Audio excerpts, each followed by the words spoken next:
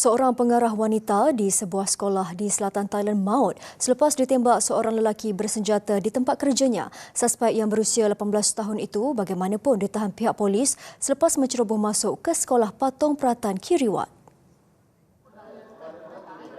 Mangsa Sasipat Sinsa Morson disahkan meninggal dunia di Hospital Hat Nyai pada pagi Khamis selepas menjalani pembedahan. Selain pengarah, seorang kanak-kanak perempuan berusia 14 tahun turut cedera akibat tembakan dan kini dirawat di hospital. Seorang lagi kanak-kanak dilaporkan mengalami kecederaan di bahagian buku lali selepas terjatuh ketika insiden berkenaan berlaku. Pihak sekolah menzahirkan rasa hiba dan ucapan takziah atas kehilangan pemimpin mereka melalui satu hantaran di media sosial. Thailand mencatatkan kadar pemilikan senjata api yang tinggi dengan anggaran satu senjata bagi setiap 7 penduduk. Walaupun kerajaan berjanji untuk mengetatkan undang-undang senjata api, tragedi berdarah seperti ini masih terus berulang di negara itu.